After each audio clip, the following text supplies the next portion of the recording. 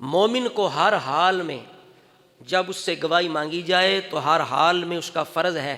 یہ صرف عدالتوں کا مسئلہ نہیں، یہ صرف تھانے اور کچہریوں کا مسئلہ نہیں ہے، یہ ہر مسلمان کی ذمہ داری ہے. جہاں بھی اس کی گواہی کی ضرورت پڑے وہ اللہ کے لیے اس پر قائم ہو اور ڈٹ جائے، چاہے وہ گواہی اس کے اپنے خلاف ہو، چاہے رشتہ داروں کے خلاف ہو، ماں باپ کے خلاف کیوں نہ ہو. اللہ فرماتا ڈٹ جاؤ. اعدلوا، عدل کرو، ہوا اقرب للتقوی، یہ تقوی کی قریب ہے. عدل کرنا تقوی کے قریب ایک انداز ہے، چونکہ عدل تقوی کا حصہ ہے.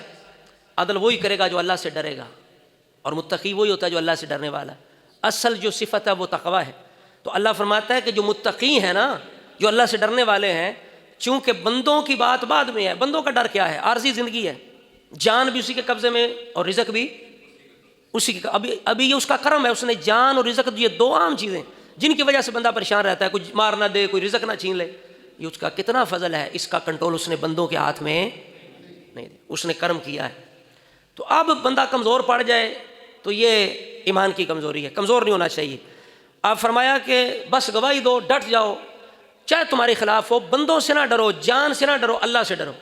یہ نہیں کہ جان چلی جائے گی، یہ ہو جائے گا، نہیں، فرمایا ڈٹ جاؤ.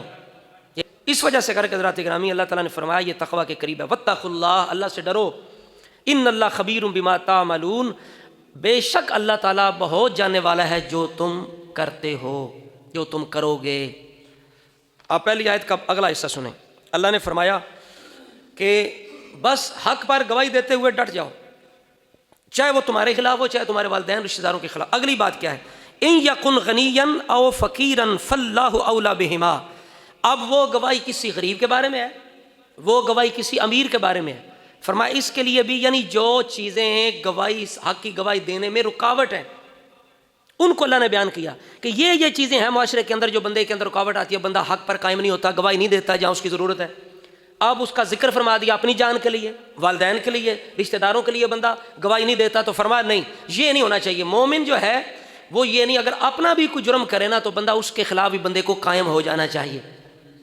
اب سنیے، ہاں فرمایا ان یکن غنیا او فقیرا، وہ غنی ہو وہ فقیر ہو. یہ نہیں کہ تم جناب دیکھو کہ بندہ مضبوط ہے اس کے خلاف گواہی، اس کے حق میں گواہی دے دو، جو کمزور ہے اس کے حق میں نہ دو.